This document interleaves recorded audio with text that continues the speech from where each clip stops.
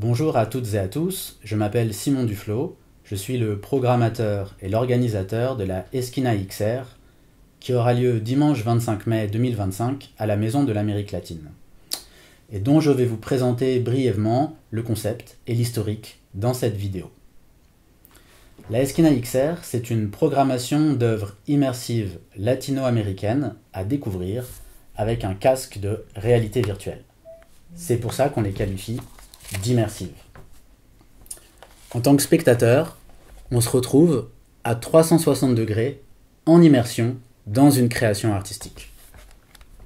C'est un événement qui existe depuis 2019. Nous l'avons créé avec l'association Le Chien qui aboie, El Perro que Ladra. L'objectif donc, c'est de faire découvrir au public français, au public parisien, des productions immersives latino-américaines qui sont rarement, voire très rarement montrées en France. Alors qu'il y a, depuis quelques années déjà, une émulation, une véritable émulation sur le continent, dans cette vaste aire géographique et culturelle qu'est l'Amérique latine. Des artistes, souvent des jeunes artistes, des réalisateurs, des réalisatrices, qui s'emparent de ce nouveau médium numérique, immersif, pour s'exprimer et pour parler du monde, de leur monde.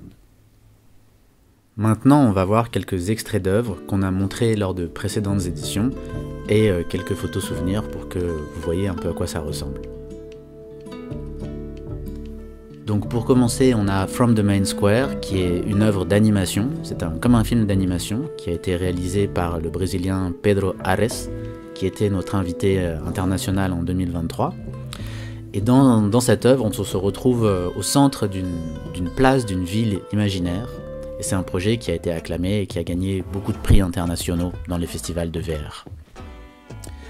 Là, on a des photos souvenirs de la première édition, où on voit donc les spectateurs qui sont immergés dans les films, assis sur des tabourets à roulettes qui leur permet de tourner et de voir tout autour d'eux.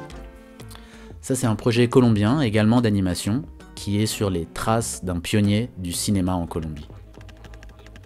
Cruzar, qui est un documentaire, car on peut faire aussi des documentaires en réalité virtuelle, avec des caméras un peu spéciales qui filment à 360 degrés, et c'est l'histoire d'une migrante vénézuélienne qui est partie refaire sa vie en Équateur. Voici des photos de l'édition 2021 qui s'est déroulée au Forum des Images dans le centre de Paris, où les spectateurs ont vu une sélection qui comprenait cette œuvre qui est un ciné-collage, c'est comme un ciné-collage, mais il est vraiment à 360 degrés, et c'est une création du Colectivo Reclab de Colombie. Ici, quelques photos de l'édition 2022 qui s'est tenue déjà à la Maison de l'Amérique latine. Et comme vous pouvez le voir, parfois quand on est immergé dans une création en réalité virtuelle, on est tantôt assis, tantôt debout, en train de se déplacer, d'évoluer dans un univers virtuel. Dans ce projet-ci, on est dans le Guaviare en Colombie, transporté auprès de peintures rupestres qui ont 12 000 à 13 000 ans et qui ont été redécouvertes récemment. Et c'est un projet développé par Iconem, une société française spécialiste de la photogrammétrie, c'est-à-dire qui consiste à créer des jumeaux numériques pour garder une trace numérique d'espace physique. Elbit VR, c'est un projet colombien également qui commence sur l'île de Gorée, au Sénégal, avec la funestement connue porte du voyage sans retour, depuis laquelle ont été déportés des millions d'esclaves africains vers les Amériques. Et ce projet traite de l'héritage africain dans les musiques colombiennes. Donc c'est un très beau projet qu'on a été ravis de présenter en 2023 au Cube Garges. Dont voici d'ailleurs quelques photos souvenirs. Il y a une très belle scénographie qui a été mise en place par l'équipe du Cube Garges. Et ce qu'on peut voir donc, c'est qu'il y a des expériences de VR qui peuvent se vivre à plusieurs personnes, qui sont multi-utilisateurs, et d'autres qui s'expérimentent, se vivent individuellement. C'était une édition où pour la première fois on a accueilli vraiment beaucoup de jeunes publics, beaucoup d'adolescents. On était très contents d'avoir un nouveau public à qui montrer ces productions latino-américaines.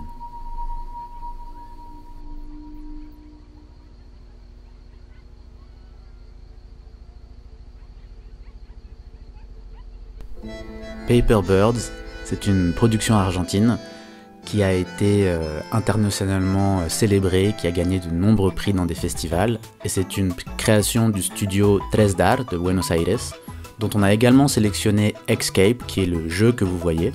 On a fait une petite entorse à la règle, d'habitude on ne sélectionne pas de jeu dans la Eskina XR, mais celui-là était vraiment hilarant, désopilant, extrêmement bien fait. Outre d'être une prouesse technologique comme on le voit en réalité mixte, c'était vraiment un jeu très drôle et qu'on peut jouer à plusieurs utilisateurs.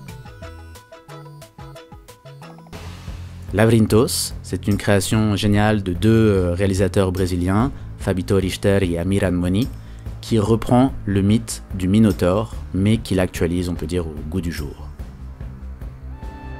Voici une vidéo souvenir de l'édition 2022 à la Maison de l'Amérique latine. Et donc, comme vous pouvez le voir ici dans la salle Andine, où on sera également cette année, il y a des gens assis sur des tabourets en train de regarder des films, il y en a d'autres qui se déplacent dans des mondes virtuels.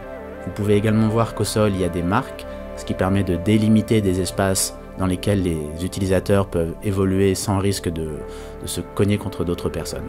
Donc voilà, ça ressemble un peu à ça, un événement de VR.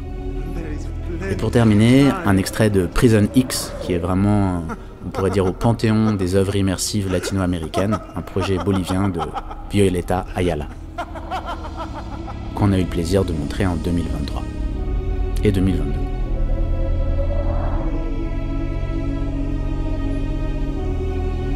Coca Sagrada, un projet colombien, ainsi qu'un film, un court-métrage d'animation vénézuélien.